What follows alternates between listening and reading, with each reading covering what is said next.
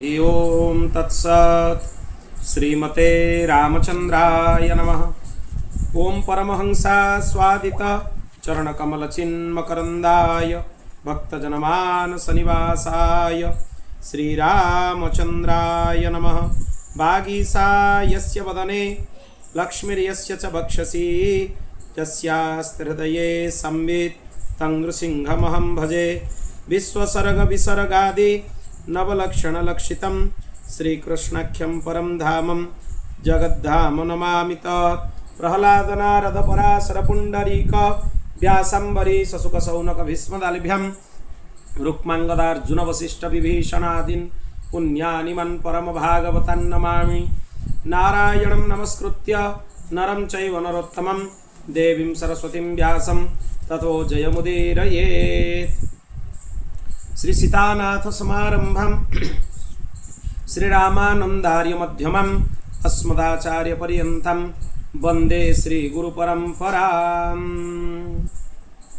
गोविंद जय जय गोपाल जय जय गोविंद जय जय गोपाल जय जय गोविंद जय जय गोपाल जय जय गोविंद जय जय गोपाल जय जय राधा रमण हरि गोविंद जय जय राधा रमण हरि गोविंद जय जय राधा रमण हरि गोविंद जय जय राधा रमण हरि गोविंद जय जय श्री राम जय जय रघुनाथ जय जय श्री राम जय जय रघुनाथ जय जय श्री राम जय जय रघुनाथ जय जय श्री राम जय जय रघुनाथ जय जय सीतारमण प्रभु रघुनाथ जय जय सीतारमण प्रभु रघुनाथ जय जय सीतारमण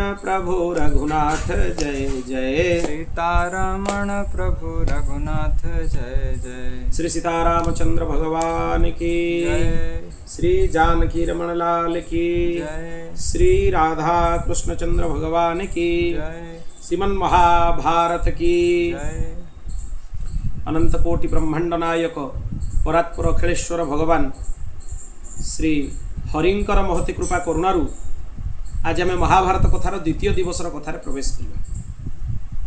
आमे काली आमे सुनिथिलु श्री महाभारत रे आदि पर्वर आरंभ होइतिला ता भितर अनुक्रमणिका पर्वर आलोचना आमे करूथु।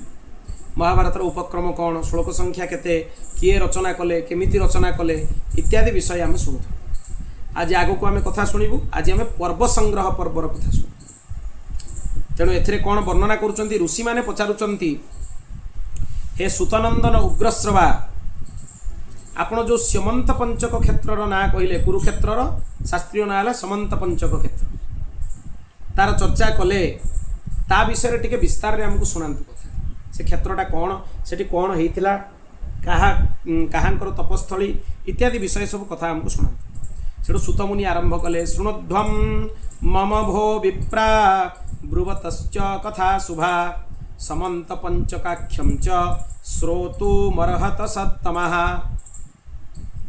कौन कहउचंती, मैं एक कल्याणकारी कथा तुमको सुनाऊँगी, ध्यान देकी सुन, सावधानतया शुणु, सावधान होइकी सुन।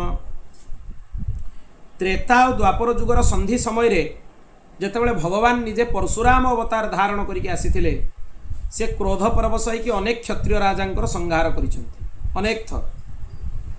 तेणु तांकर पराक्रम रे क्षत्रिय वंशर संहार जो से करुथले, ए समंत पंचक क्षेत्र रे तांको रक्त रे 5टा सरोवर ये बनैथिले। भगवान परशुराम क्षत्रिय मानक रक्त रे 5टा सरोवर तैयारी करथिले।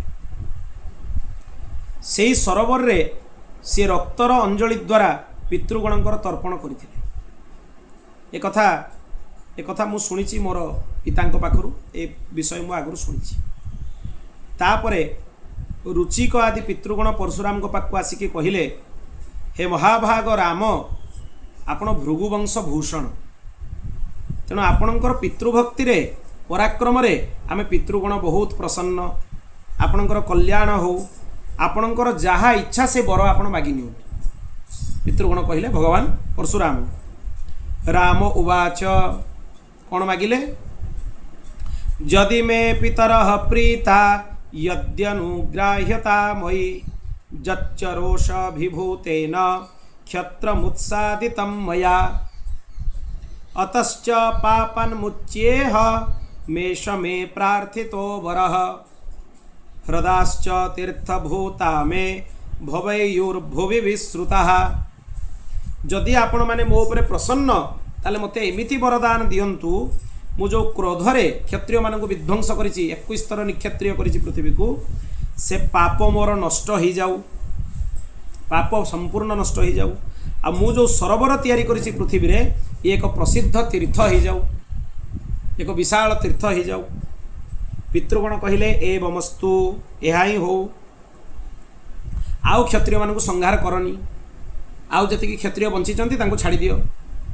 से माने आगो को क्षत्रिय वंश बढ़िबारे सहयोग करिवे जति अहंकारी क्षत्रिय तांको भगवान विनाश कर दैछन माने से माने सेतले राक्षसटु बळी गले राक्षस कोन अत्याचार करिवे ए क्षत्रिय माने जनजाति ऊपर जीवन ऊपर अत्याचार करिवा आरंभ तेणु तांको ऊपर सेतबेले आवश्यक थिला संहार तापरे परशुराम शांत हो गले से क्षेत्रटा को जो 5टा कुंड होता बोली 5टा सरोवर होता बोली ता ना समंत पंचक क्षेत्र से क्षेत्रर नाम ये बहुत पुण्यप्रद क्षेत्र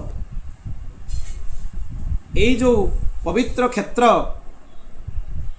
यही अनुसार ही आम देशर नाम मध्य रखिबा उचित भविष्यत रे कलिजुग और द्वापर संधि काल रे ये समंत पंचक क्षेत्र में कौरव और पांडव मानकर भीषण युद्ध हम एक कथा भी पितृगण कहीदेले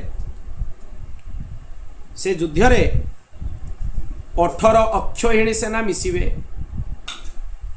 एवं 18 जाक अक्षयिणी सेना नष्ट हो जिवे सेति पई यार ना हला समंत पंचक क्षेत्र ता माने ये जो समंत नामटा कहीं हेची समेता नाम अंतो जस्मिन स समंत जोटी समागत सेना मानकर अंत होईची सेटा होची समंत सेति समंत पंचक क्षेत्र पंचक माने 5टा सरोवर समंत माने जोटी भीषण नरसंहार होईकी सेना बाहिनी मानकु नष्ट कर दिया सेटा हला समंत पंचक क्षेत्र एवं ए समंत पंचक क्षेत्र रे भविष्यत रे युद्ध हबो एथिरे अक्षयिणी सेना संख्या विषय ऋषि मैंने प्रश्न कले बारंबार अक्षयिणी शब्द आसूची तो गोटे अक्षयिणी सेना केते सैन्य रुहति आ विषय प्रश्न करागला सेठू सुत आरंभ कले एक रथो गजश्चैक नराः पंचपदातय त्रयश्चतुरगास्तज्जैः पत्तिरित्यभिधीयते बहुत सुंदर वर्णना करुचंती कौन कहिले गोटे रथ गोटे हाथी 5टा पदाचारी सैनिक पादरे चलुवे जम आउ 3टा घोड़ा यही मानू पत्ती कह जाए एतिक जन किए किए रहिले गोटे रथ गोटे हाथी 5टा पादरे चलुवा सैनिक 3टा घोड़ा एतिक जन को मिसिले पत्ती कह जाए पत्तीर 3 गुणी संख्या को सेना मुख कह जाए 3टा सेना मुख को गोटे गुल्म कह जाए 3टा गुल्म को गोटे गण कह जाए 3टा गण को गोटे बाहिनी कह जाए 3टा बाहिनी को गोटे पृतना कह जाए 3टा पृतना को गोटे चमू कह जाए 3टा चमू को गोटे अनिकिनी कह जाए 10टा अनिकिनी को गोटे अक्षौहिणी कह जाए यही हिसाब से बढ़ी बढ़ी बढ़ी बढ़ी जीव क्रमश जो मैंने शुणुंट जब लिखे अटके लिखिले वीडियो को लिखिपर केटा को केते कहउची केते गुण कले कौन कौन हो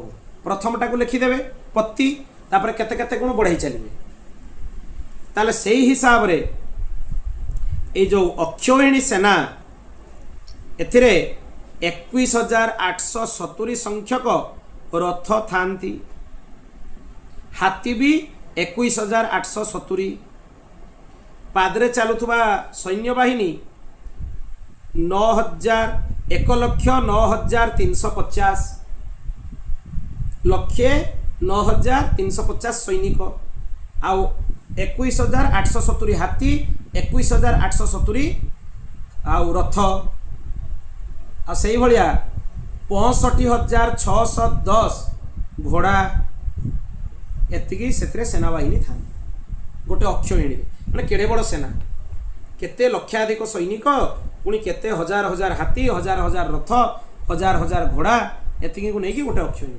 ଏଇଭଳିଆ 18ଟା ଅକ୍ଷୟିଣୀ ସେନା ସେ ଯୁଦ୍ଧରେ ଭାଗ ନେଇଥିଲେ ସମସ୍ତେ ନଷ୍ଟ ହୋଇଗଲେ କେହି ରହିଲେ ତେଣୁ ଏଇ ଯେଉଁ 18 ଅକ୍ଷୟିଣୀ ସେନା ଥିଲେ ଏମାନେ କିଏ କେତେ ଦିନ ଯାଇ ଯୁଦ୍ଧ କଲେ କେତେଟା ଅକ୍ଷୟିଣୀ କାହା ପାଖରେ ଥିଲେ ଏସବୁ କଥା ବି କୁହାଯାଇଛି ଭୀଷ୍ମ ପିତାମହ 10 ଦିନ ଯାଏ ସେନାପତି ହେଇକି ଯୁଦ୍ଧ କଲେ କୌରବମାନଙ୍କର ଆଚାର୍ଯ୍ୟ ଦ୍ରୋଣ 5 ଦିନ ଯୁଦ୍ଧ କଲେ ସେନାପତି ହେଇକି ଶଲ୍ୟ ନା କର୍ଣ୍ଣ 2 ଦିନ ଯୁଦ୍ଧ କଲେ ତାହେଲେ କେତେ ଦିନ ହେଇଗଲା ଇଏ 10 ଦିନ ଦ୍ରୋଣାଚାର୍ଯ୍ୟ 5 ଦିନ 15 କର୍ଣ୍ଣ 2 ଦିନ 17 18 ନମ୍ବର ଦିନର ଅଧା ଶଲ୍ୟ ହେଇଥିଲେ ସେନାପତି ଆଉ ଅଧାରେ ଯେତେବେଳେ ଦୁର୍ଯ୍ୟୋଧନ ଭୀମସେନଙ୍କର ଗଦା ଯୁଦ୍ଧ ସରିଲା ଅଶ୍ୱତ୍ଥମାଙ୍କୁ କରିଦିଆ ହେଇଥିଲା ସେନାପତି ଅନ୍ତିମ ସେନାପତି ଦୁର୍ଯ୍ୟୋଧନ କହିଦେଇଥିଲା ଯେ ଦ୍ରୌପଦୀଙ୍କର 5ଟା ପୁତ୍ରକୁ ଯାଇକି ମାରିଦେଇଥିଲେ ଇଏ 18 ଦିନର ଯୁଦ୍ଧ ଏମିତି ସବୁ ଏମାନେ ସେନାପତି ହେଇଛନ୍ତି ରାତ୍ରି ସମୟରେ ଅଶ୍ୱତ୍ଥମା କୃତବର୍ମା କୃପାଚାର୍ଯ୍ୟ ଯୁଧିଷ୍ଠିରଙ୍କର ସୈନିକକୁ ବି ମାରିଦେଇଥିଲେ 3 ଜଣ ମିଶିକି ତେଣୁ ଏଇ ଯେଉଁ ଇତିହାସ ମହାଭାରତ ମୁଁ ଶୁଣାଉଛି ଏ କଥା ସର୍ପଯଜ୍ଞରେ ଭଗବାନ ବେଦବ୍ୟାସଙ୍କର ଶିଷ୍ୟ ବୈଶମ୍ପାୟନ ପରୀକ୍ଷିତଙ୍କର ପୁତ୍ର ରାଜା ଜନ୍ମେଜୟଙ୍କୁ ଏ କଥା ଶୁଣାଉଛନ୍ତି ଏତେ ଅଦ୍ଭୁତ କଥା ଇଏ ଏଇଥିରେ ବହୁତ ବଡ଼ ବଡ଼ ନରପତି ମାନେ ରାଜା ତାଙ୍କର ଯଶ ପରାକ୍ରମ ବିସ୍ତାର ପୂର୍ବକ ବର୍ଣ୍ଣନା କରାହେଇଛି ସେଇଥିରେ ପୌଷ୍ୟ ପୌଲମ ଆଉ ଆସ୍ତିକ 3ଟା ପର୍ବର କଥା କୁହାଯାଇଛି ଯେଉଁମାନଙ୍କୁ ମୋକ୍ଷ ଆବଶ୍ୟକ ଅର୍ଥ ଆବଶ୍ୟକ ବିଭିନ୍ନ ପ୍ରକାର ପଦମର୍ଯ୍ୟାଦା ଆବଶ୍ୟକ ବା ଭଗବତ ପ୍ରାପ୍ତି ଆବଶ୍ୟକ ସେମାନେ ମହାଭାରତର ଆଶ୍ରୟ ଗ୍ରହଣ କରିବା ଉଚିତ ଇଏ ବ୍ୟାସକୃତ ଭକ୍ତମାଲ ଗ୍ରନ୍ଥ ଯେମିତି ଭକ୍ତମାଲ ଗ୍ରନ୍ଥରେ ଅନେକ ଭକ୍ତଙ୍କର ଚରିତ୍ର ଅଛି ମହାଭାରତରେ ଏତେ କଥା ଅଛି ଏତେ ମାନେ ଆଖ୍ୟାନ ଅଛି ଏ ବ୍ୟାସକୃତ ଭକ୍ତମାଲ ବୋଲି ମହାରାଜ ୟାକୁ କୁହନ୍ତି କିନ୍ତୁ ମହାଭାରତର ବ୍ୟାଖ୍ୟାନ ମୂଳ ଗ୍ରନ୍ଥର ଆଧାରରେ ହେବା ଦରକାର ଆଜି ଶୁଣୁଥିଲି ମୁଁ ମହାରାଜଜୀ ଗୋଟେ ସୁନ୍ଦର କଥା ସଦ୍ଗୁରୁଦେବ ଭଗବାନ କହୁଥିଲେ ଆଜିକାଲିର କଥାବାଚକ ମାନେ ଆଉ ଗ୍ରନ୍ଥର ବାଚନ କରୁନାହାନ୍ତି ଡାଇରୀର ବାଚନ କରୁଛନ୍ତି କଥା ଗୁଡ଼ାକୁ ସଂକ୍ଷିପ୍ତରେ ତାଙ୍କ ଡାଇରୀରେ ଟିପି ଆଣୁଛନ୍ତି ଲେଖି ଆଣୁଛନ୍ତି ତାକୁ ଧରି ପଢ଼ି ଦେଉଛନ୍ତି ବସି ସେମିତି ହୁଏନି ମୂଳ ଗ୍ରନ୍ଥରୁ ହିଁ ବାଚନ କରାଯାଏ କଥାର ବିଧାନ ହେଲା ସମ୍ମୁଖରେ ମୂଳ ଗ୍ରନ୍ଥ ରହିବେ ମୂଳ ଗ୍ରନ୍ଥର ଆଧାରରେ ହିଁ କଥାମାନଙ୍କୁ ଉପସ୍ଥାପନ କରାଯିବ ଦେଲେ ବକ୍ତାଙ୍କର ଭାବ ବି ତାଙ୍କ ମନ ଇଚ୍ଛା ହେବ ନାହିଁ ଗ୍ରନ୍ଥରେ ଯାହା କୁହାଯାଇଛି ଯଥାବତ୍ ପ୍ରକାଶ କରାଯିବ ଯଥାବତ୍ এইভাবে শাস্ত্রমানଙ୍କର মর্যাদা তেণু এ দিব্য মহাভারত গ্রন্থরে এইসব কথাকে বর্ণনা করা হয়েছি যে বহুত সুন্দর সুন্দর প্রসঙ্গ সব অছি ইয়ার গোটে অন্তিম ভাগ পরিশিষ্ট ভাগ অছি যেটা বিষ্ণু পর্ব বলে কুহযায় তাই গ্রন্থর না হল হরিবংশ হরিবংশ গ্রন্থটা পুরাণটা হচ্ছে মহাভারতর ভাগ খিল ভাগ বলে তাকে কুহযায় মানে তাকে মিশাইকি মহাভারত সম্পূর্ণ তেমন হরিবংশরে কৃষ্ণ কথা বহুত বিস্তারে কুহযাই সুন্দর সুন্দর কথা সব কুহযাই এটি সংক্ষিপ্তরে পুঁ আউথরে কালি আমি যেমন শুনিলু সবু পর্ব মানুষ আউথরে থরে স্মরণ করাইছি কেউ পর্ব অছি কেউ পর্বরে শ্লোক সংখ্যা কেতে এইভাবে পর্ব মানଙ୍କର সংক্ষিপ্ত সূচনা এটি প্রদান করাইছি बोल भक्त वत्सल भगवान की जय शरणागत वत्सल भगवान की जय सबुठु अद्भुत पर्व है अनुशासन पर्व ए अनुशासन पर्व रे बहुत सुंदर सुंदर रहस्य कुहाई तथा पात्र विशेषश्च दानानां च परो विधि आचार विधि जोगश्च सत्यस्य च परा गतिः महाभाग्यं गवां चैव ब्राह्मणानां तथैव च रहस्यं चैव धर्माणां देशकालोपसंहितम् दानर पात्र किए दानर विधि कौन आचरण कौन विधान कौन सत्य भाषण केमिति करिबा कथा गो ब्राह्मणंकर महात्म्य धर्मर रहस्य देश काल तीर्थ एमानंकर महिमा आदि समस्त विषय ए अनुशासन पर्व भितर वर्णना कराई ये अद्भुत ग्रंथ आ शांति पर्व भितर श्रीमद् भगवत गीतार वर्णना कराई शांति पर्वटा भी अद्भुत पर्व। श्रीमद् भगवत गीता हूँ मूल। जो विद्या चतुरो वेदान सांगोपनिषद द्विज न चक्षानमिदं विद्या नैव स स्याद् विचक्षण। जी स अंग अंग मानक सहित उपनिषद सहित समस्त वेद को जानी किंतु महाभारत इतिहास को जानी से विशिष्ट विद्वान नुहे, ताको विद्वान श्रेणी रे गणा जीवनी। तमने विद्वान होवाई हेले महाभारत ग्रंथ को आमूलचूल अध्ययन करने को पड़ो, अन्यथा विद्वत्ता ग्रहण करहब ना। कहीं महाभारत ग्रंथ न पढ़ले अनेक भागवतर भी दृष्टांत अच्छी से स्पष्ट करके कहीहब। भागवत भी अनेक जगह महाभारत आवश्यकता पड़े, कहीं भागवत हूँ कौन परमहंस संहिता, ता भितर बुझेवाई अष्टादश पुराण उपपुराण पढ़ी सारा भागवत करने कथा। प्रत्येक पुराण तात्पर्य दरकार, कौ जगह कौन कहुई, कौ कथाटा को कौटी कि प्रकार कहुई, समस्त विषय को उपस्थापन करने को पड़े। आजिकारी कथार स्तर कहीं केते तलकू पड़ो, कारण है जो मैंने वक्ता से भागवतर 2-4टा श्लोक घोषी दौरान संक्षिप्त कथा गल्प चरित्र को शुणी दौरान ताकू विकृत करके निजर मानसिकता को मिसेकी से कथा को सब वर्णना कर कथार स्तर दिन को दिन तलकू तलकू तलकू तलकू खसी खसी चलती। मूल ग्रंथर आधार में जब वर्णना करा बहुत विस्तार में अद्भुत अद्भुत चरित्र मान उपस्थापन बहुत कथा सब ता भितर अच्छा। अर्थशास्त्रमिदं प्रोक्तम धर्मशास्त्रमिदं मह कामशास्त्रमिदं प्रोक्तम व्यासेनामित बुद्धिना। सबुठु बड़ अर्थशास्त्र हूँ महाभारत। आठ बड़ अर्थशास्त्र हो कि नहीं, जेते इकोनॉमिक्स में पढ़ी आस ए ग्रंथ को न पढ़ला जाए अर्थशास्त्र ज्ञान हेनी। सबू अर्थशास्त्र आरि भितर बाहरी ये मूल। आउ कौन धर्मशास्त्रमिदं मह, ये धर्मशास्त्र भितर भी महान। आठ बड़ धर्मशास्त्र भी आउ नहीं, कामशास्त्र भी ये आ मोक्ष शास्त्र भी ये। धर्म अर्थ काम मोक्ष 4टा पुरुषार्थ ए मिल। एथिरे गोटे सुंदर कथा अच्छी। कणाद बोली जड़े कूटनीतिज्ञ जी धृतराष्ट्र को कूटनीतिर उपदेश करुले, सेटा पॉलिटिकल साइंस पिला कणाद बोली बहीटा पढ़ा से महाभारत श्लोकर इंग्लिश ट्रांसलेशन पूरा एक्जाक्ट कणाद जहाँ जहाँ कहते तार ट्रांसलेसनटा ही पढ़ा पूरा एक्जाक्टली। विदुर नीति आ भितर बाहरी, विदुर जो नीतिशास्त्र उपदेश करते सी भी महाभारत अंश विशेष। सनत सुजातीयम, सनत सुजात महर्षि जो उपदेश करते धृतराष्ट्र को माने मुख्य उपदेश, से उपदेशटा गोटे सनत सुजातीयम ग्रंथ यारी अंश विशेष। तापर शंकर भाष्य भी अच्छी।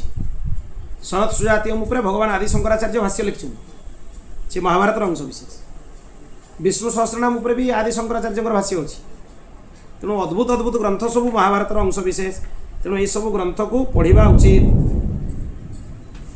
एवं ता सह जमिति बिना भोजन ने शरीर रही पारिबनी, सेमिति पृथ्वी रे केही कोनोसी कथा नहीं, कोनोसी ग्रंथ नहीं जे महाभारत बिना आश्रय रे प्रकट हो। भागवत को ही उठा, प्रथम स्कंध प्रथम आरंभ होची महाभारत। महाभारत कथा द्रौपदी 5 पुत्र को मारा हम, तांको द्रौपदी माने अश्वत्थमा को धरिकी आना जीव। भीष्म पितामहर स्तुति, कुंती स्तुति, उत्तरांकर स्तुति सब महाभारत प्रसंग। बिना महाभारत ग्रंथर आश्रय रे कौनसी ग्रंथ को वाचन करा जाई परिबो नाही। समस्त कवि माने भी ये महाभारत ग्रंथ को आधार करके ग्रंथ लिखिछन्ति, किंतु आकु विकृत करके भी अनेक कवि ग्रंथ लिखिछन्ति। से गुडा को पढ़िबा कथा नहीं, से सब बिल्कुल ग्रहण करबा कथा नुहे। जोगो शतम कनक श्रृंगमयम ददाति विप्राय वेद विदुषे च बहुश्रुताय पुण्यम च भारत कथम शृणुयाच्च नित्यम तुल्यम फलम भवति तस्य च तस्य चैव। जे गोमाता मानक सिंगरे सुना मोड़ेकी वेदज्ञ ब्राह्मण को प्रत्येक दिन 100 लेखा गाई दान करे, और जे केवल महाभारत कथा को श्रवण करे, ए दुईटा जाकर फल एका। 100टा गोमाता को सविधि श्रृंगरे स्वर्णमंडित करके नित्य ब्राह्मण वेदज्ञ ब्राह्मण को दान करिबा, जहाँ केवल महाभारत ग्रंथ श्रवण करिवार पुण्य होची। से ये अद्भुत ग्रंथ, विशिष्ट ग्रंथ, अद्भुत ग्रंथ। बोलो भक्त वत्सल भगवान की जय। तापरे पौष्य पर्व प्रारंभ होला। एठी आमे पर्व संग्रह पर्व शुणुले जे कौन कौन पर्व आ भितर अच्छी केमिति अच्छी ये सब कथा शुणुले। ताकू टिके विस्तार रे भी आमे गोटे गोटे पर्व को चर्चा करदेवा जे कौन कौन पर्वर वर्णना एथिरे कराई,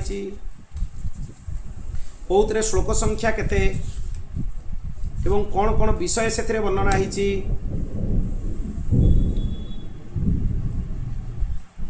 एथिरे ये महाभारत ग्रंथ हूँ इतिहासर भंडार ज्ञानर भंडार पौष्यम पौलमस्तिक मादिरंशावतारणम तत संभव परवोक्त मद्भुतम रोमहर्षणम एथिरे पौष्य पर्व पौलम पर्व आस्तिक पर्व अंशावतारण पर्व आदि अंशावतारण पर्व होछि तापर सभा पर्वर वर्णना कराई एथिरे आदि अंशावतारण पर्व रे कौरव पांडव मानकर जन्म प्रसंग सब अच्छी कौरव 100 भाई जाकर नाम लिखाई महाभारत अच्छी 100 भाई जाकर नाम सबुआड़े मिलेनि मूल महाभारत ग्रंथ रे उपलब्ध अच्छी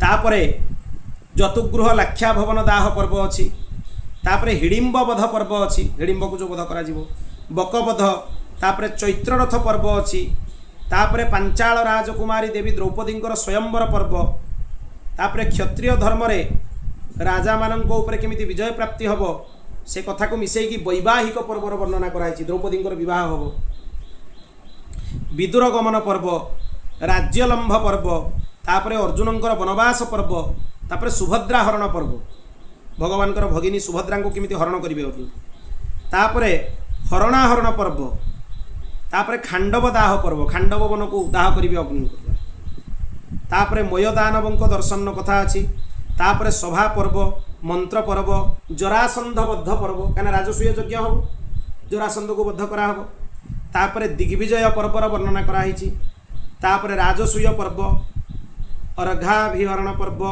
शिशुपाल वध पर्व वर्णना कराई तापरे द्यूत आउ अनुद्यूत पर्व माने थरे द्यूत खेला जीवो पुणी डाकिबे आउतरे धृतराष्ट्र खेलिबा लागि फेर आउतरे जीवे खेलते अनुद्यूत पर्व ये छोट छोट पर्व सब तापरे वनयात्रा पर्व किरमीर वध पर्व अच्छी तापरे अर्जुनाभिगमन पर्व अच्छी तापरे कैरात पर्व अच्छी से कैरात पर्व रे किरात रूपधारी भगवान शिवंक संगे अर्जुनंकर युद्ध हम भगवान शिव केमती दिव्य अस्त्र सब प्रदान करेंगे क्या अर्जुन को मल्लिकार्जुन ज्योतिर्लिंग स्वरूपंकर कथन से सब आस बहुत अद्भुत अद्भुत कथा अच्छे तापरे इंद्र लोकाभिगमन पर्व स्वर्ग को जीवे अर्जुन तापरे नल उपाख्यान पर्व अच्छी नल नील ना नलंकर नल दमयंती कथा अच्छी नल दमयंती चरित्र भी गोटे पौराणिक चरित्र भितर अद्भुत आ बहुत माने शिक्षणीय कथा बहुत सुंदर कथा तापरे कुरुराजांकर तीर्थराज पर्व तीर्थयात्रा पर्व जटासुर वध पर्व यक्ष युद्ध पर्व अच्छी तापरे निवात कवच युद्ध पर्व आजगर पर्व मार्कंडेय समस्या पर्व तापरे द्रौपदी और सत्यभामांकर संवाद पर्व तापरे घोषयात्रा पर्व तापरे मृग स्वप्नोद्भव पर्व ब्रीहि द्रौणीक उपाख्यान भी से कहुई तापरे इंद्रद्युम्नंकर आख्यान आसीबो जयद्रथ विमोक्षण पर्व तापरे पतिव्रता सावित्रींकर अद्भुत चरित्र वर्णना कराई सावित्री सत्यवान कथा भी महाभारत अंश विशेष तापरे राम उपाख्यान पर्व भगवान रामंकर भी विस्तार रे राम कथा महाभारत भितर कही संक्षिप्त नुहे विस्तार रे राम कथा अच्छी अनेक गुड़ाई अध्याय अच्छे तापरे कुंडलाहरण पर्व आरण्य पर्व विराट पर्व जो पांडव मानकर नगर प्रवेश समय पालन ये सब कथा दिखाई तापरे कीचक वध पर्व गो ग्रहण पर्व गो हरण पर्व अभिमन्यु उत्तरांकर विवाह पर्व तापरे उद्योग पर्व अच्छी से संजय जान पर्व धृतराष्ट्रंकर केमिति चिंता हब से बुझा जीव केमिति से प्रजागर पर्व तापरे सनत सुजात पर्व अच्छी मुझे कहते सनत सुजातीयम सनत सुजात महर्षि को आवाहन करेंगे विदुर सी आसिके धृतराष्ट्र को धर्म उपदेश करके जीवे एवं तापरे जान संधि पर्व भगवतीयान पर्व एथिरे मातळींकर उपाख्यान गालव चरित सावित्र उपाख्यान वामदेवंकर कथा वैन्य उपाख्यान जामदग्नि उपाख्यान षोडशराजिक उपाख्यान आदि कथा अच्छी पुणी श्रीकृष्णंकर सभा प्रवेश पर्व विदुलांकर निज पुत्रंक प्रति उपदेश युद्ध उद्योग सैन्य निर्माण विश्व उपाख्यान आदि पर्व सब कहुई एथिरे कर्ण विवाद पर्व आसीबो तापरे कौरव पांडवंकर सेना निर्णायक पर्व युद्ध समय आसीगला तापरे रथाति रथ संख्या पर्व तापरे उलुक दूत गमन पर्व एवं तापरे आसीबो अंबोपाख्यान पर्व भीष्म विसेचन पर्व तापरे जंबुखंड विनिर्माण पर्व तापरे भूमि पर्व तापरे भगवत गीता पर्व ताको भी गोटे पर्व गणी दिया भगवत गीता भी गोटे पर्व 18 अध्याय आसीबो सेते भगवत गीता भीष्म वध पर्व द्रोणाभिषेक पर्व एवं संसप्तक वध पर्व तापरे अभिमन्यु वध पर्व प्रतिज्ञा पर्व जयद्रथ वध पर्व घटोत्कच वध पर्व तापरे द्रोण पर्व नारायणास्त्र मुख्य पर्व तापरे कर्ण पर्व शल्य पर्व ह्रद प्रवेश कथा से आसो तापरे गदा युद्ध पर्व गदा युद्ध रे दुर्योधन आ भीमंक भितर गदा युद्ध हो तापरे आसो सारस्वत पर्व तापरे सौप्तिक पर्व एसिक पर्व जल प्रदानिक पर्व स्त्री विलाप पर्व श्राद्ध पर्व जो कौरव मानकर अंत्येष्टि क्रिया कथा सब कहुव तापरे चार्वाक निग्रह पर्व युधिष्ठिरंकर राज्याभिषेक पर्व गृह विभाग पर्व तापरे शांति पर्व आरंभ हो एथिरे राजधर्म अनुशासन पर्व आपद्धर्म मोक्ष धर्म पुणी शुक्र प्रश्नाभिगमन ब्रह्म प्रश्नानुशासन दुर्वासांकर प्रादुर्भाव माया संवाद पर्व पर्व गुड़ार भी ना अद्भुत अद्भुत पर्व सब ये पर्व ना भी जड़े मन रखिपर विचित्र केड़े बड़ ग्रंथ ताने के विशाल ग्रंथ तापरे धर्माधर्म अनुशासन पर्व भीष्मंकर स्वर्गारोहण पर्व आश्वमेधिक पर्व एथिरे अनुगीता पर्व गोटे ता भितर पुणी आसीबो अर्जुन आउ थे पचारे गीता ज्ञान मुझे भूलीगली आप जहाँ कहते आउ थे मत कहूँ भगवान रागिबे बिगड़े वक्ता गोटे कथा को समान प्रकार रे आउ थे कहीपर तेणु जड़े ब्राह्मणकर उदाहरण देखिए भगवान आउ थे गीता को उपदेश कर अनुगीता कहुए महाभारत भितर अच्छी से अनुगीता पर्व महाभारत अंश विशेष तापरे आश्रमवासिक पर्व पुत्र दर्शन पर्व नारदागमन पर्व मौषल पर्व महाप्रस्थान पर्व तापरे आसीबो स्वर्गारोहण पर्व एवं खेलभाग होची भविष्य पर्व बा हरिवंश पर्व एमिति 100टा पर्व महाभारत रे अछि मुझे गणली 100 संख्या मूल पर्व होची 18 ता भितर जो खंड खंड होइकी विभिन्न प्रसंगर गोटे गोटे पर्व रही ए पर्व मानकर संख्या है 100 बोल भक्त वत्सल भगवान की जय शरणागत वत्सल भगवान की जय यथावत्सुत पुत्रेण लौमहर्षणिना ततः उक्तानि नैमिषारण्ये पर्वाण्यष्टादशैवतु एथिरे ए 100 पर्व को 18 पर्व भितर व्यवस्थित करके भगवान वेदव्यास रचना करिसेंती काना 100टा पर्व लोक मन रखि परिबेनी ए 100टा पर्व अछि किंतु ताकू मिसै मूल मुख्य 18 गोटी पर्व रे भगवान वेदव्यास ताकू गुंथिकी रखिसेंती ग्रंथ से कौन से माने समास भारतास्याय मत्रोक्तः पर्व संग्रह पौष्यम पौलम मास्तिक मादिरंशावतारणं संभवो जतुवेश्य माख्यम हिडिम्ब बकयोर्वधः तथा चैत्ररथं दिव्यः पाञ्चल्यश्च स्वयंवरः क्षत्रधर्मेण निर्जित्य ततो वैवाहिकं स्मृतं विदुरागमनं चैव राज्यलम्भस्तथैव च वनवासोऽर्जुनस्यापि सुभद्राहरणं तथा हरणाहरणं चैव दहनं खण्डवस्य च मयस्य दर्शनं चैव आदि पर्वाणि कथ्यते एठी कुहागला गोटे गोटे पर्व मान को ना गणा जीव पौष्य पौलम आस्तिक आदि अंशावतारण संभव लाक्षागृह हिडिम्बवध बकवध चैत्ररथ द्रौपदींकर स्वयंवर राजांक उपरे विजय प्राप्ति वैवाहिक विधि विदुर गमन राज्यलंभ अर्जुनंकर वनवास सुभद्रा हरण खांडव दाह मयदानव मिलिबा प्रसंग यही सब कथा आदि पर्व भितर कहुई माने जेतिकी पर्व आमे गणिले ए छोट छोट पर्व गुड़ा को मिसेकी गोटे बड़ पर्व हो गला आदि पर्व। एबे सब मिसई मिसई पर्व करा जिवो एतरे बहुत गुड़ा पर्व गला केतना पर्व जीवो 1 2 3 4 5 6 7 8 9 10 11 12 13 14 15 16 17 18 19 20 21 20 21 टा पर्व आ भितर चली आ भितर आदि पर्व भितर आदि पर्वटा बड़ ता भितर छोट छोट पर्व बहुत गुड़ा जीवो 20 21 टा पर्व चली पौष्ये पर्वणि माहात्म्य मुत्तंकस्योपवर्णितं पौलो मे भृगुवंशस्य विस्तारः परिकीर्तितः आस्तिके सर्वनागानं गरुडस्य च संभवः। पौष्य पर्व रे उत्तंकर महात्म्य कुहाइछि गुरुभक्ति उत्तंकर गुरुभक्ति विषय रे कुहाइछि। पौलम पर्व रे भृगुवंशर विस्तार कुहाइछि। आस्तिक पर्व रे नाग आ गरुड़ मानकर कथा कुहाइछि। क्षीरसागर मंथन कथा कुहाइछि आ टिके विस्तार करागला जे आदि पर्व रे कोन कोन कथा अछि। परीक्षित नंदन राजा जन्मेजयंकर सर्पसत्र कथा कुहाइछि। संभव पर्व रे एमानंकर राजा मानकर जन्म विषय रे कुहाइछि। भगवान कृष्ण द्वैपायन वेदव्यासंक जन्म कथा भी कुहाइछि। देवता मानकर अंशावतारण विषय रे कुहाइछि।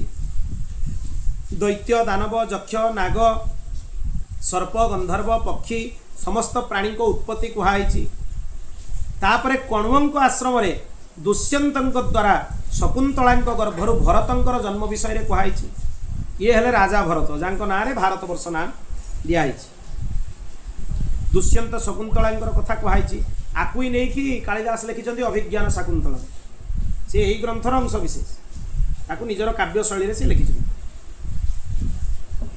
जस्य लोकेशु नाम्नेदं प्रथितं भारतं कुलम जांको नाम रे देशर नाम भारत बोली प्रसिद्ध होइछि।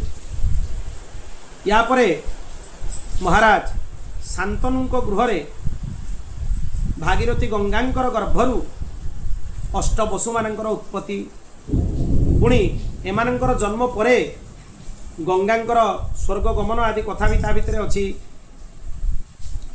पुणी भीष्म पितामहंकर जन्म विषय रे कुहाइछि। तापरे राज्य भोगरु निवृत्ति हवा पर भीष्म पितामह आजीवन ब्रह्मचर्य व्रतर संकल्प नेले पितांक पई। तापरे सत्यवती मातांकर पुत्र थिले चित्रांगद आउ विचित्र वीर्य से माने चित्रांगदंकर मृत्यु हो गला। विचित्र वीर्य सिंहासन उपरे बसिले तांकर भी मृत्यु हो गला। तापरे कृष्ण द्वैपायन वेदव्यास आसी अंबिका अंबालिका और दासी पाखु धृतराष्ट्र पांडु आ विदुर को उत्पत्ति कले। एक कथा भी आ भितरे आसीबो। तापरे लाक्षागृह दाह पर्व रे पांडव मानकर बारणावत यात्रा कथा कुहाइछि। दुर्योधनर गुप्त षडयंत्र कथा कुहाइछि। ता सहित पांडव मानक पाखरे कूटनीतिज्ञ पुरोचन को पठेइबा कथा भी कुहाइछि। मार्गरे विदुर आसिकी कहीदेले जे जो जतुगृह कराइछि सेटा अग्नि संजोग करके मारिदेवा पई कराइछि से सूचना देदेले से पांडव माने सावधान हो गले।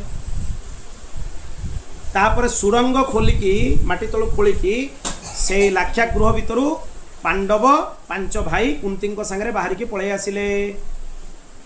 एवं सेठी जड़े सबरी तांकर पुत्र 5 जन पुओ थिले सेमाने सेठी जळकी मरीगले। एमाने भाबिले जे कुंती आ पंच पांडव पुड़ीकी मरी जाइछि तांको देह अवशेष गुड़ा पड़ीथिला किंतु सेमाने पांच पुओ आ माँ मरीगले। कुंती आ पांडव माने लाक्षागृह भितरु जतुगृह भितरु उद्धार हो गले। हिडिंब वध पर्व रे पांडव मानकर हिडिंबांक सहित देखावा कथा कुहाइछि। भीमसेनंक द्वारा हिडिंबासुर वध हैला। घटोत्कचंकर जन्म हैला। तापरे भगवान वेदव्यास पांडव मानक सहित तांकर देखा दर्शन हैला। तांको आज्ञा रे एकचक्रा नगरी रे ब्राह्मण घरे पांडव माने गुप्त निवास कले अज्ञातवास रे रहिले। सेठी रहिबा बेले से माने बकासुर को वध कले। भीम गले सगड़ नहीं कि बकासुर को वध करके आसिले। तापरे द्रौपदी और दृष्टद्युम्नंकर उत्पत्ति कथा कुहाइछि। द्रौपदींकर ना है कृष्णा। कृष्णा और दृष्टद्युम्न। द्रौपदी तांको कहीं कह जाए द्रुपद राजा कन्या बोली द्रौपदी किंतु प्रकृत ना तांकर लिखाई कृष्णा। ତାଙ୍କ ନାଁ ହେଲା କୃଷ୍ଣା। ଯେତେବେଳେ ପାଣ୍ଡବମାନଙ୍କୁ ବ୍ରହ୍ମାଙ୍କ ମୁଖରୁ ସମ୍ବାଦ ମିଳିଲା, ସେମାନେ ଭଗବାନ ବେଦବ୍ୟାସଙ୍କର ଆଜ୍ଞାରେ ଦ୍ରୌପଦୀଙ୍କୁ ପ୍ରାପ୍ତି କରିବା ପାଇଁ ପାଞ୍ଚାଳ ଆଡ଼କୁ ଗଲେ, ପାଞ୍ଚାଳ ନଗରୀକୁ ଗଲେ। ଚୈତ୍ରରଥ ପର୍ବରେ ଗଙ୍ଗା ତଟରେ ଅର୍ଜୁନଙ୍କର ଗନ୍ଧର୍ବମାନଙ୍କ ଉପରେ ଜିତିବା, ତାଙ୍କ ସହିତ ମିତ୍ରତା ହେବା ଆଦି ଉପାଖ୍ୟାନ ସବୁ କୁହାଯାଇଛି। ଅର୍ଜୁନ ସେଇଠୁ ପୁଣି ଆଗକୁ ପାଞ୍ଚାଳ ଆଡ଼କୁ ଯାତ୍ରା କଲେ। ରାଜାମାନେ ଲକ୍ଷ୍ୟଭେଦ କରିବା ପାଇଁ ବହୁତ ଆସିଥିଲେ ଦ୍ରୌପଦୀଙ୍କୁ ପ୍ରାପ୍ତି କରିବା ପାଇଁ, କିନ୍ତୁ ସମସ୍ତଙ୍କ ଭିତରେ ଅର୍ଜୁନ ଯାଇକି ଲକ୍ଷ୍ୟଭେଦ କରି ଦ୍ରୌପଦୀଙ୍କୁ ପ୍ରାପ୍ତ ହେଲେ। ପୁଣି ଭୀମସେନ ଆଉ ଅର୍ଜୁନଙ୍କର ସହିତ ଯୁଦ୍ଧ ହେବା ପାଇଁ ରାଜାମାନେ ପ୍ରସ୍ତୁତ ହୋଇଗଲେ ଯେ ଦ୍ରୌପଦୀଙ୍କୁ କେମିତି ନେଇଯିବେ ଏମାନେ। ସମସ୍ତଙ୍କୁ ଏମାନେ ପରାସ୍ତ କରିଦେଲେ। ଶଲ୍ୟ, କର୍ଣ୍ଣ ସମସ୍ତଙ୍କୁ ପରାସ୍ତ କରିଦେଲେ। କର୍ଣ୍ଣ ଅନେକ ଥର ପରାସ୍ତ ହୋଇଛି। ଯେଉଁ ମିଥ୍ୟା ସାହିତ୍ୟିକ ସବୁ ଓଡ଼ିଆ ସାହିତ୍ୟିକ ଅଛନ୍ତି କର୍ଣ୍ଣକୁ ପରାକ୍ରମୀ ବୋଲି ଲେଖି କବିତା ଲେଖୁଛନ୍ତି, କର୍ଣ୍ଣ ନିଶ୍ଚୟ ପରାକ୍ରମୀ, କିନ୍ତୁ ଅର୍ଜୁନଙ୍କଠୁ ବଡ଼ ପରାକ୍ରମୀ ନୁହେଁ। ଅର୍ଜୁନଙ୍କ ପାଖରୁ କର୍ଣ୍ଣ ପରାସ୍ତ ଅନେକ ଥର ମହାଭାରତରେ ହେଇଛି, ଅନେକ ଥର। ଏଇଠି ଗୋଟେ ଗଣେଇଦେଲି। ଦ୍ରୌପଦୀଙ୍କ ପ୍ରସଙ୍ଗରେ ବି କର୍ଣ୍ଣ ଯାଇଥିଲା, କର୍ଣ୍ଣ ପରାସ୍ତ ହେଇକି ଆସିଛି ଯୁଦ୍ଧରେ। ମୂଳ ସଂସ୍କୃତ ମହାଭାରତ ନ ପଢ଼ିଲେ ଏସବୁ ବିଷୟ ସ୍ପଷ୍ଟ ହୁଏନି। ଏ କବିଙ୍କର କବିତା ପଢ଼ିକି ମହାଭାରତ ବୁଝି ହେଉନି। ମୂଳ ବ୍ୟାସକୃତ ମହାଭାରତ ପଢ଼ିବା ଦରକାର, ତେବେ ଯାଇକି ଗ୍ରନ୍ଥ ସ୍ପଷ୍ଟ ହେବ। ପୁଣି ବଳରାମ ଆଉ ଶ୍ରୀକୃଷ୍ଣଙ୍କ ସହିତ ଭୀମସେନ ଅର୍ଜୁନଙ୍କର ଅଦ୍ଭୁତ ପରାକ୍ରମ ବିଷୟରେ କୁହାଯାଇଛି। ସେମାନେ କୁମ୍ଭାର ଘରକୁ ଗଲେ। ପୁଣି ତାପରେ ଦ୍ରୌପଦୀ ପାଞ୍ଚ ପାଣ୍ଡବଙ୍କର ପତ୍ନୀ କିପରି ହେଲେ ଏସବୁ କଥା ବି ବର୍ଣ୍ଣନା କରାଯାଇଛି। ଏ ବିଲକୁଲ ଅଧର୍ମ ନୁହେଁ, ଏ ଧର୍ମଶାସ୍ତ୍ର ସମ୍ମତ। ଭଗବାନ ବେଦବ୍ୟାସ ତାର ପ୍ରମାଣ ଦେଇଛନ୍ତି ଯେ କଥା ବା ଏମାନଙ୍କର ପଞ୍ଚପତି ହେବା ଦ୍ରୌପଦୀଙ୍କର କେମିତି ଶାସ୍ତ୍ର ସମ୍ମତ। এই বৈবাহিক পর্বরে 5 জন ইন্দ্রଙ୍କ কথা লেখা হয়েছি। 5 জন ইন্দ্র পঞ্চপাণ্ডব হইকি জন্ম হয়েছিল। ভারি বিচিত্র কথা ইয়ে। আর দ্রৌপদী হচ্ছন্তি নিজে স্বর্গলক্ষ্মী সচি ইন্দ্রাণী। তো স্বর্গলক্ষ্মী সচি সে ইন্দ্রଙ୍କ ছড়া আর কাহাକୁ বিবাহ করি পারিবেনি। 5 জন যাক পাণ্ডব, পরবর্তী কল্পর 5 জন ইন্দ্র। আগুরু সেমানে হই সারিছন্তি, জনে পরে জনে জনে পরে জনে ইন্দ্র হই সারিছন্তি। তেণু সে পরে পরে হেলে বি 5 জন যাক জনে, কাইনা তত্ত্বটা তাঙ্কর ইন্দ্র। তেণু ইন্দ্রাণী কেবল ইন্দ্রଙ୍କ সহিত বিবাহ করিবে। সেইপাই পঞ্চভাইଙ୍କ সহিত দ্রৌপদীঙ্কর বিবাহ ধর্মশাস্ত্র সম্মত, সম্পূর্ণ শাস্ত্র সম্মত। ইয়ার বিস্তারে প্রমাণ দিয়াছে, আগুক বি চর্চা করা যাব। ইয়াপরে ধৃতরাষ্ট্র পাণ্ডবମାନଙ୍କ পাখକୁ ବିଦୁରଙ୍କୁ ପଠେଇଲେ। ବିଦୁରଙ୍କର ଶ୍ରୀକୃଷ୍ଣଙ୍କ ଦର୍ଶନ ପ୍ରାପ୍ତି ହେଲା। ତାପରେ ଧୃତରାଷ୍ଟ୍ର ପାଣ୍ଡବମାନଙ୍କୁ ଅଧା ରାଜ୍ୟ ଦେଲେ। ସେ ଅଧା ରାଜ୍ୟ ନାଁରେ କ'ଣ ଖାଣ୍ଡବ ବନ ଦେଇଦେଲେ। ଯେତେ କାଟୁଥିବେ ସେତେ ଗଛ ବାହାରୁଥିବ। ପୁଣି ଇନ୍ଦ୍ରପ୍ରସ୍ଥରେ ପାଣ୍ଡବମାନେ ଯାଇକି ନିବାସ କଲେ। ମୟଦାନବ ଯାଇକି ଇନ୍ଦ୍ରପ୍ରସ୍ଥ ନିର୍ମାଣ କରିଦେଲେ। ମୟଦାନବ ଯେମିତି ଦେବତାମାନଙ୍କର ବିଶ୍ୱକର୍ମା ସମ୍ମାନିତ, ସେମିତି ଅସୁରମାନଙ୍କର ମୟଦାନବ ହେଉଛି ବହୁତ ବଡ଼ ଶିଳ୍ପୀ, ବହୁତ ସମ୍ମାନିତ। ଅଗ୍ନିଙ୍କ ଦ୍ୱାରା ଖାଣ୍ଡବ ବନ ଦାହ ହେଲା। ତାପରେ ଇନ୍ଦ୍ରପ୍ରସ୍ଥର ନିର୍ମାଣ ହେଲା। ସେଇଠି ସମସ୍ତେ ଏକା ସହିତ ନିବାସ କରୁଥିଲେ। ସୁନ୍ଦ ଉପସୁନ୍ଦଙ୍କ କଥା ବି ସେଥିରେ କୁହାଯାଇଛି। ତାପରେ ଧର୍ମରାଜ ଯୁଧିଷ୍ଠିର ଦ୍ରୌପଦୀଙ୍କ ସହିତ ସେଠି ବସିଥିଲେ, କକ୍ଷରେ ବସିଥିଲେ।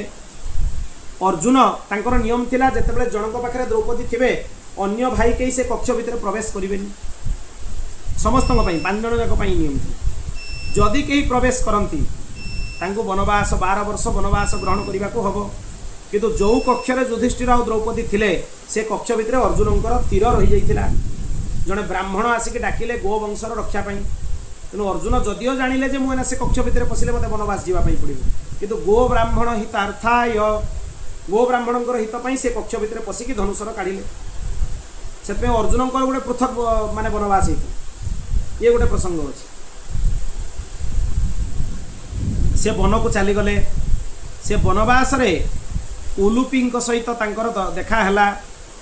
ତୀର୍ଥଯାତ୍ରା କଲେ। ସେହି ସମୟରେ ଚିତ୍ରାଙ୍ଗଦଙ୍କର ଗର୍ଭରୁ ଚିତ୍ରାଙ୍ଗଦା ବଭ୍ରୁବାହନଙ୍କର ଜନ୍ମ ହେଲା ଏବଂ ସେଥିରେ 5 ଜଣ ଅପ୍ସରାଙ୍କୁ ମୁକ୍ତି ପ୍ରଦାନ କଲେ। ପୁଣି ପ୍ରଭାସ ତୀର୍ଥରେ ଅର୍ଜୁନ ଆଉ ଶ୍ରୀକୃଷ୍ଣ ଦେଖା ଚାହାଁ ହେଲେ। ପ୍ରଭାସ ତୀର୍ଥରେ तापर द्वारिकार सुभद्रा को हरण भगवान निजे करदेले लोक भाविले सुभद्रा हरण है सुभद्रा हरण भगवान को सहमति तेना कि प्रकार हरण सी हरण नुहे भगवान सुभद्रा को रथरे बसैकी अर्जुन सागर पठेदेले बलराम प्रथम भावुले सुभद्रा हरण होती जिते जानिले जे सी बाहरी सेना बाहिनी नहीं जी अर्जुन सागर युद्ध करके सुभद्रा को लेकिन आसवे जमी जानीदे जे श्रीकृष्ण सहमति कारण श्रीकृष्ण व्यस्त होना युद्ध करने बलराम देखिकी सन्देह कले जे निजर भौणीर हरण हो गला ये श्रीकृष्ण कहीं खाली ठिया सी बुझीगला जे आंक सहमति आंकर ये ईश्वर आंकर सहमति जदि मुझे कहीं वृथाटारे जी युद्ध करने किसी लाभ हेनी बलराम भी युद्ध करने गलेनी तापरे भगवान श्रीकृष्ण विभिन्न प्रकार जौतुक नहीं जानी जौतुक नहीं कि पांडवों पाखे पहुँचले सुभद्रा गर्भरु अभिमन्यु जन्म हेले ये सब अर्जुन वनवास काल भितर अर्जुन जो वनवास रे तापरे द्रौपदी 5 जन पुत्र हेले श्रीकृष्ण अर्जुन जमुना तटरे विहार करुले से समय रे चक्र आ धनु प्राप्ति है खांडव वन दाह है मयदानव से अग्नि भितर बाहरी गले आ अग्निकांडर सर्प माने भी बंचीगले तापरे महर्षि मंदपाल सारंगी पक्षीर गर्भरु पुत्र उत्पन्न करने कथा कहुई यही सब कथा आदि पर्व रे कहुई आदि पर्व केते बड़ एतिकी कथा सब आदि पर्व रे ये खाली विषय ना धरागला विस्तार रे हेले केते बड़ हबो याकू भगवान वेदव्यास यही पर्व रे 227 अध्याय लिखिचंती खाली आदि पर्व रे एवं गोटे गोटे अध्याय श्लोक संख्या बहुत अत्यधिक श्लोक ये जो अध्यायटा आम बर्तमान चली आमर द्वितीय अध्याय पर्व संग्रह अध्याय यही अध्याय तो श्लोक संख्या 300 उपरे 300 रु ऊर्ध्व 396 अच्छी माने 400 श्लोक खाली यही अध्याय अच्छी काली शुणी सेमती 250 उपर श्लोक थी ये गोटे गोटे अध्याय 400 श्लोक 500 श्लोक 1000 श्लोक 1200 श्लोक एमती श्लोक सब अच्छी विशाल विशाल अध्याय गोटे गोटे अध्याय गोटे गोटे पर्व एते विशाल ग्रंथ तेणु यार श्लोक संख्या है 8884 यार आदि पर्वर श्लोक संख्या आदि पर्वर विषय वस्तु या आदि पर्वर श्लोक संख्या है 8884 द्वितीय पर्व है सभा पर्व एथरे भी बहुत कथा अच्छी पांडव मानकर सभा निर्माण किंकर नामक राक्षस को देखा हवा देवर्षि नारदों द्वारा लोकपाल मानकर सभा वर्णना राजस्वीय यज्ञर आरंभ जरासंध को बद्ध करवा राजा मानंकु जरासंधर कारागार मुक्त करवा पांडव मानकर दिग्विजय कथा ता सहित एमिति महायज्ञ उपहार नहीं जीवा कथा शिशुपाल बध दुर्योधन मन भितर ईर्षा हवा सभा भितर समतल भूमि जो पड़गले किए दुर्योधन भीमसेन तांको उपहास करवा द्रौपदी उपहास करने कथा लिखाई भीमसेन उपहास करने कथा लिखाई मूल महाभारत पढ़ले अनेक विषय जोड़ा समाज रे जो कथा चली ग्रंथ बहुत भिन्नता अच्छी द्रौपदी कथा कहीना जे अंधर पुओ अंध भीमसेन परिहास कर देखीदे जमी दुर्योधन पड़गला दुर्योधन सागर सब द्वंद्व युद्ध होता है कहार भीमसेन सब द्वंद्व चले दी सान बेलू दुर्योधन जो देखिले समतल भूमिटार पानी बोली भाविकी पड़गला दुर्योधन से दुर्योधन उपर हसिले सेटा ही युद्धर सूत्रपात है से परिहासटा से उपहास कारण लिखाई जत्रास्य मन्युरुद्भूत जेन द्यूतम कारयत जत्र धर्म सुतम द्यूते शकुनी कितबोजयत यही दुर्योधन हृदय ये क्रोधाग्नि जली उठिला से कारण जुआरे षड्यंत्र करागला एवं शकुनी कपट जुआरे युधिष्ठिर को जीतीगला ग्रंथ जाना आगु भी विषय अनेक स्पष्ट हो सब कही दिखाई ना जमीती द्रौपदी को राजसभा को आणागला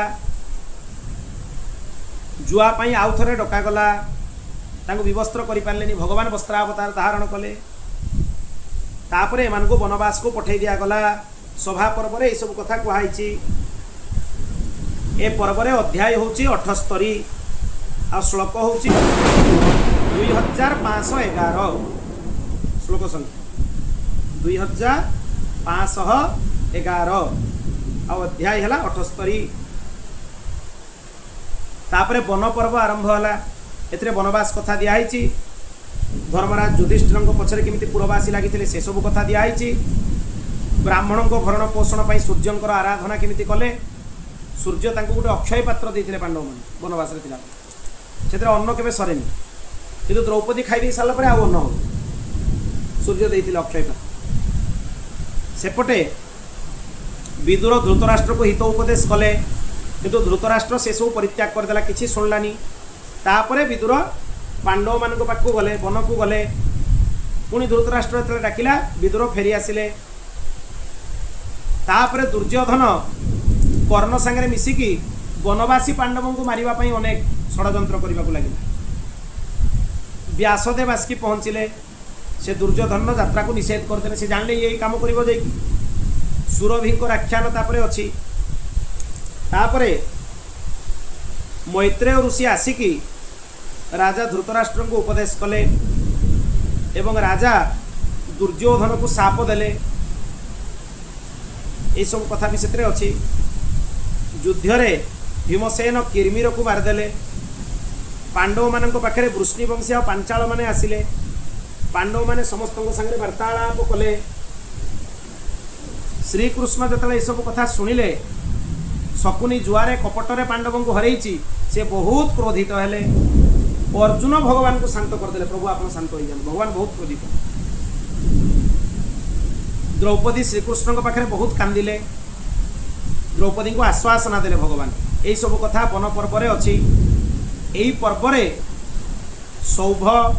सौभवध कथा अच्छी। श्रीकृष्ण सुभद्रा को पुत्र सहित द्वारका को नहीं जावा कथा भी अच्छी। एमाने वनवास रहिले।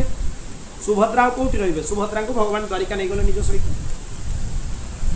दृष्टद्युम्न द्रौपदी पुत्र को निज सांगे नहीं गले। द्रौपदी 5 जन पुओ थिले।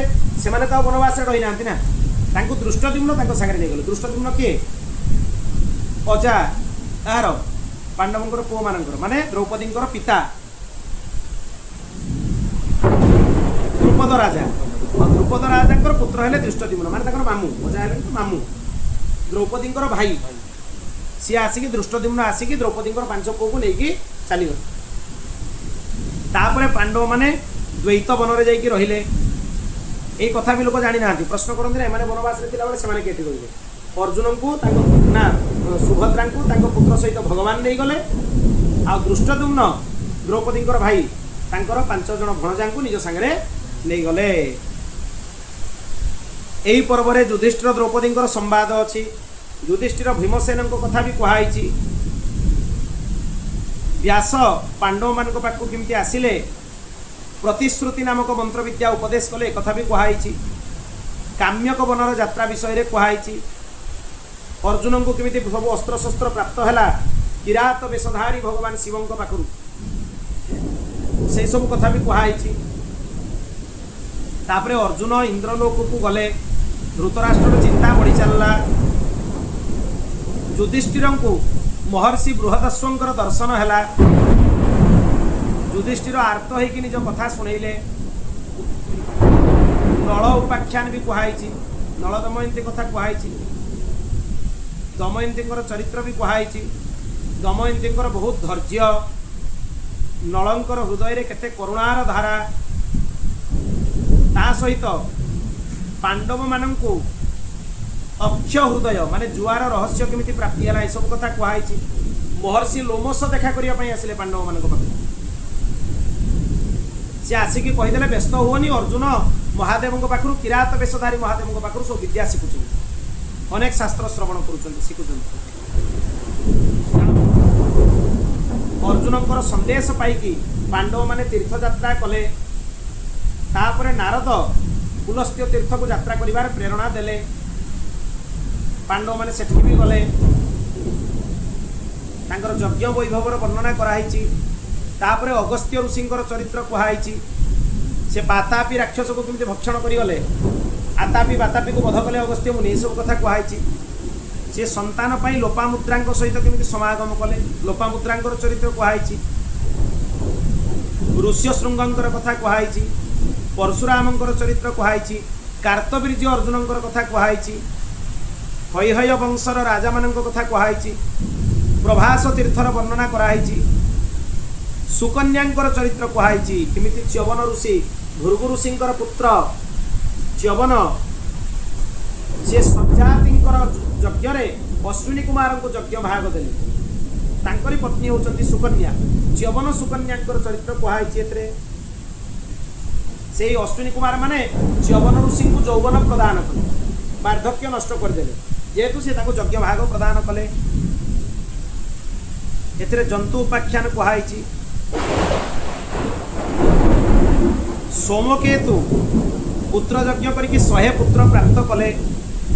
तापरे सेन बाज कपोत एमानकर उपाख्यान कहुई। इंद्र अग्नि राजा शिविंकर धर्म परीक्षा आदि विषय भी कहुई। अष्टा आउरी कौन कहुई, अष्टावक्रंकर चरित्र एथिरे कहुई। ता सहित भीमसेन को पठेले द्रौपदी सौगंधिक नामक पद्मफूल आनिबा पई, गंधमार्दन पर्वत को भीमसेन गले आनिबा पई। सेठी कदली बनरे तांकर हनुमान जी संगे साक्षात्कार है भीमसेन ये कथा भी दिखाई। तापरे यक्ष मान संगे केमिति युद्ध है, जटासुर राक्षस को भीम केमिति मारिले, ये सब कथा भी कहुई। राजर्षि वृषपर्वा तांकर चरित्र वर्णना कराई, एवं पांडव माने कुबेरंक सहित केमिति देखा है, अर्जुन फेरिकी आसिक भाई मान संगे केमिति देखा है, ये सब कथा भी एथिरे कहुई।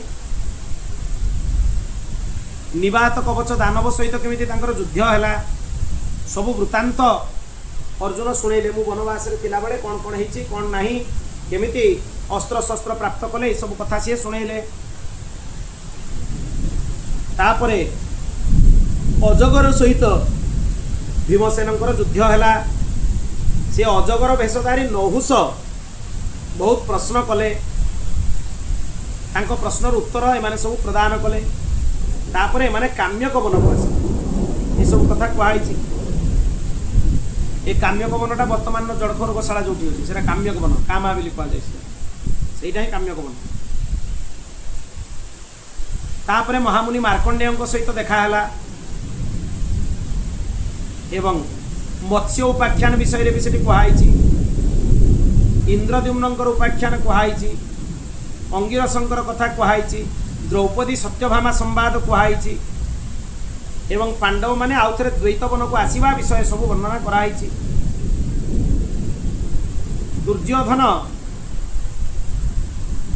आसिक जितेबाला अरण्य भितर शुणिला अच्छा पांडव मैंने मारिबा पई रथ नहीं बाहरिला, किंतु गंधर्व माने दुर्योधन को बंदी करके नहीं गले। सही समय अर्जुन जाकि युद्ध करके बंचाइले क्या दुर्योधन, कहीं बाहर लोक आगे युधिष्ठिर कहले आमे होचे 105, घर भितर आम 100 भाई और 5 भाई अलग अलग, कि बाहर लोक आगे आम होचे 105। तेणु हे अर्जुन तुम्हें जाओ दुर्योधन को रक्षा कर। तेणु यही जो गंधर्व मान पाखु दुर्योधन को रक्षा कले अर्जुन। एते लज्जा है दुर्योधन को, फेरला पर दुर्योधन मरजा चाहिए, भारी लज्जा है। दुर्वासांकर कथा अच्छी, जयद्रथंकर आश्रम द्रौपदी हरण कथा भी अच्छी।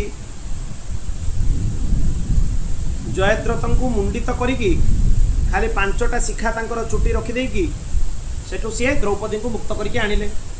जयद्रथ हरण करके नहीं द्रौपदी। रामायण कथा एथिरे अछि।